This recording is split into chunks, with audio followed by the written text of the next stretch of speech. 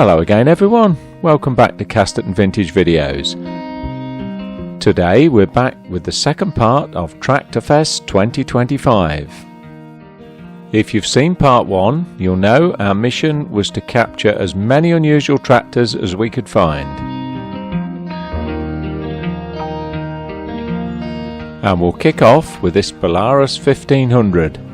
I don't know how many of these they imported into the UK, but I bet it wasn't many. They were manufactured in Kharkiv, Ukraine, under the name XTZ, which stands for Kharkiv Tractor Plant. There are thought to have been tens of thousands of these made for the USSR, but only a handful of them came into the UK. Production ran between 1977 and 1985.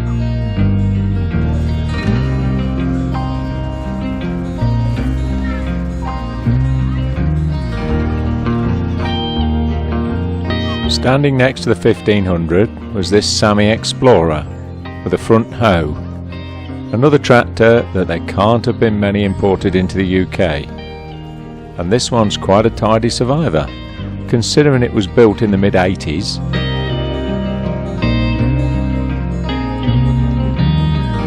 Next, a pair of rare Marshall 100 tractors. These were built in small numbers in the mid-80s. And here's a picture of the two-wheel drive model when it was rescued for preservation. A quick walk round the cars discovered this beautiful little Humberette, made by Humber in 1904. I think you'd have to go a long way to see another one of these. One of the features at this year's Tractorfest was the E27N Fordson Major. This one was ex-City of Leeds cleansing department. I noted that it doesn't actually have hydraulics, you have to pump the blade up and down with this handle by the look of it. I think this might be the ultimate E27N engine upgrade.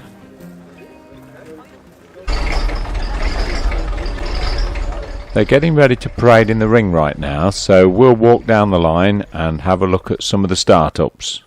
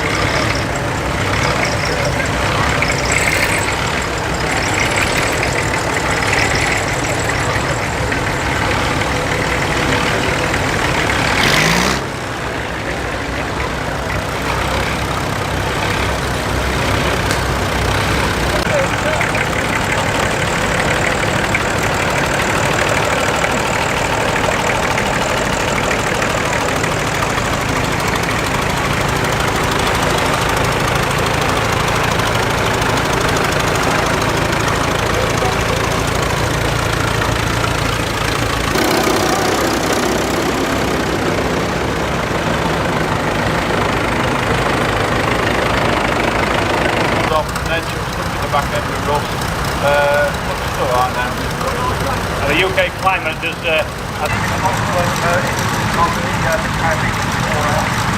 Not every E27N made it into the ring, but you'd have to say that's a pretty impressive lineup. when they don't want to go with the warm up a little bit, press the button, away you go.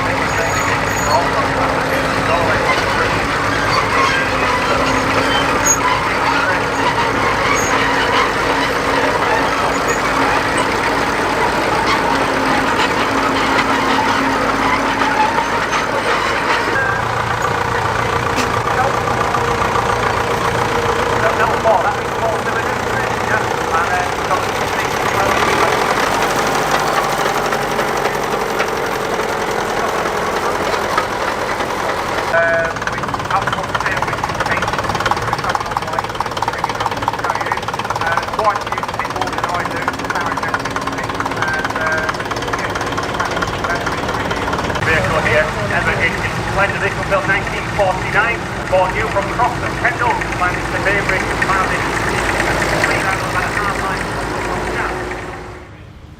That's enough of the blue, now we'll have a look at the green. The John Deere fanatics have put on a first-class display.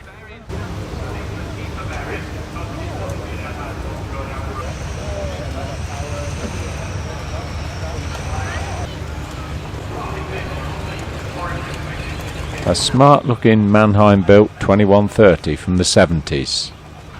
The ever-popular John Deere D, built between 1923 and 53, the longest production run of any John Deere tractor.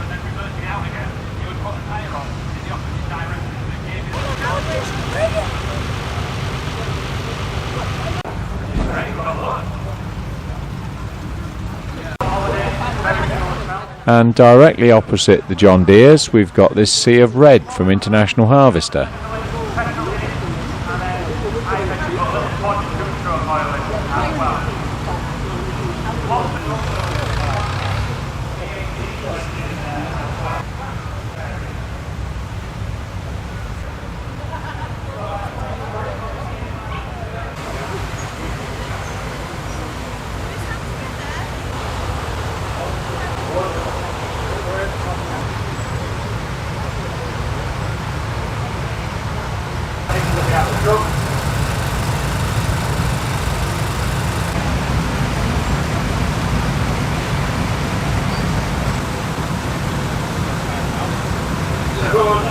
This 1020 was one of the older tractors on the international stand. Over 200,000 were built between 1923 and 1939. A very nice original condition early Massey Harris, built on the revolutionary at the time Wallace U-frame chassis design. Hopefully by now, if you watch my videos, you'll recognise this as a Fordson Model F.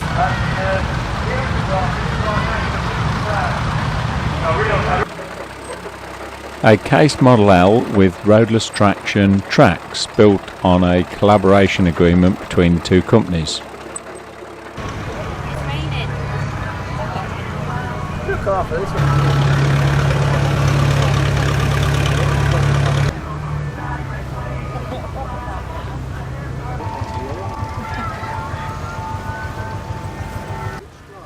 And here's another very rare and unusual tractor, the Carraro 1184. Apparently it's one of only 4 built, the owner tells me. It was imported into Ireland by a dealer that couldn't sell it, so eventually he used it on his own farm. We're very lucky that it survived and it has been fully restored. So where's home for you then?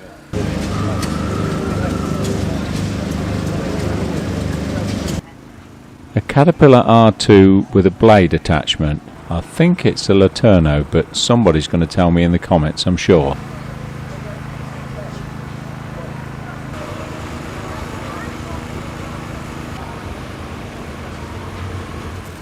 There are a lot of stationary engines at Newby, so let's take a walk through them.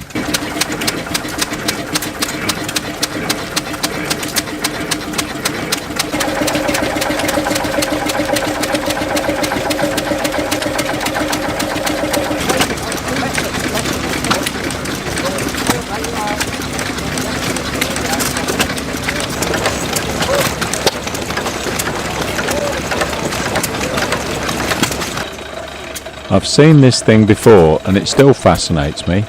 It's a box mangle, so you had to lay the clothes on the bottom part and the rollers would squeeze the water out. However they managed to do that without getting their fingers in it, I'll never know. The best bit about the whole thing is the reversing drive mechanism. Take a look and see what you think.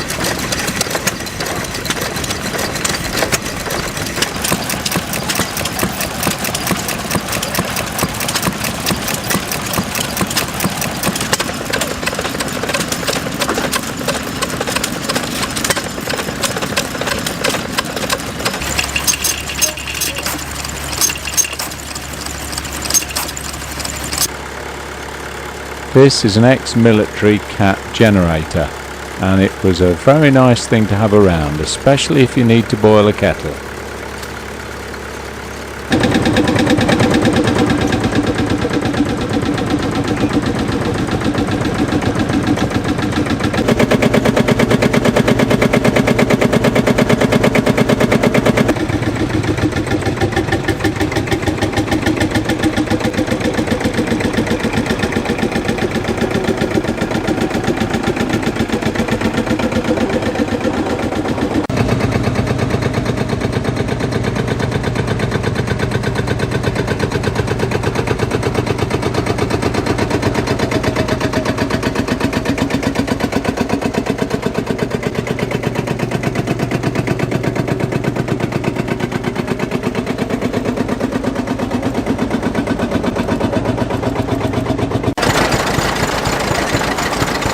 A Rumley oil pull in very nice original condition. An Irish built Fordson Model F.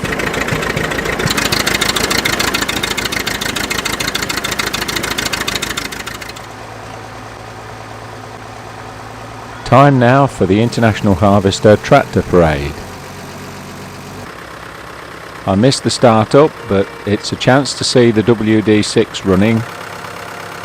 There's the petrol side, and there's the diesel side.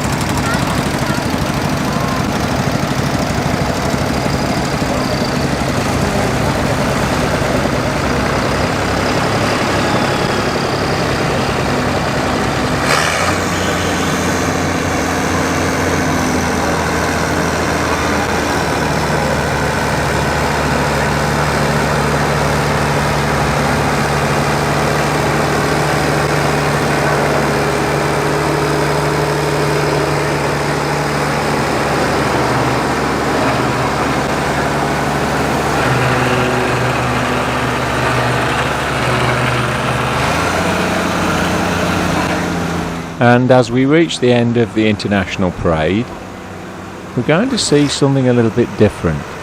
If you saw part 1 of this video, you'll know that I was intending to catch some sheep shearing going on, but I missed it because I got too engrossed in the tractors.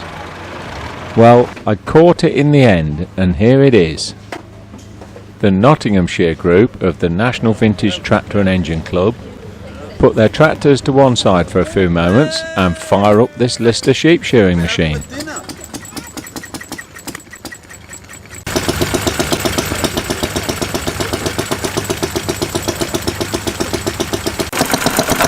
They're all pink and green.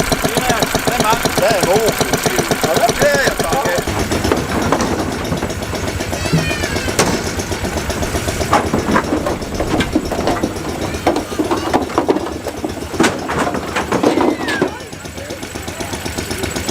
That one didn't want to come out.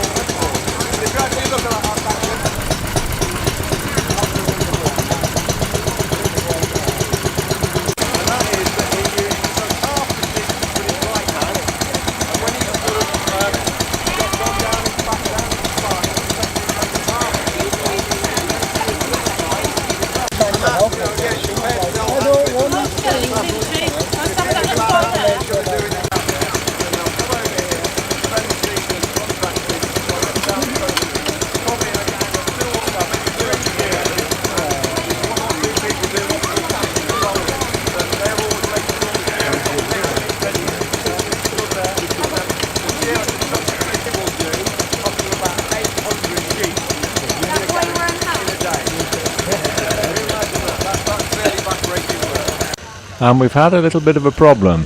The Lister Deere stopped, so we've had to resort to modern technology and the battery powered shears.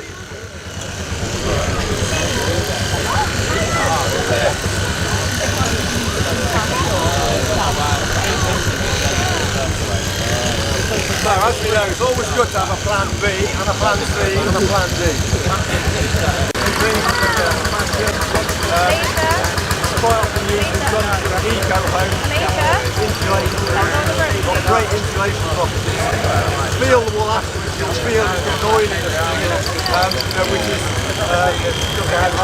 waterproof. Here we go. Done and finished. Now what we do now, we've got a fleece here.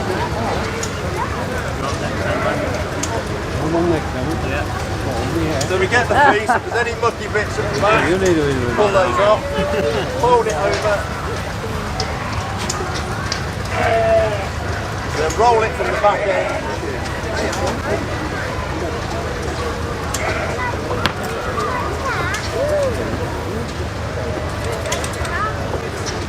Then we get to where the neck was, we can put our foot on it, we twist and pull. That is so cool. Never used it. Make a bit of almost like a rope of it, and then we roll that round.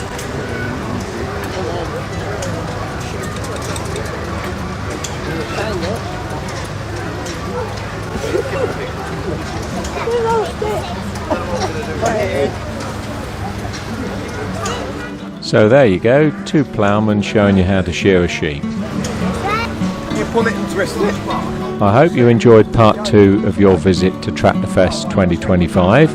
If you did, don't forget to click the thumbs up button and give us a like. And don't forget to join us again next week. We'll be into some caterpillars for a change. A big thank you for watching all the way to the end. See you again next Sunday afternoon at 5 o'clock. So we make wool out.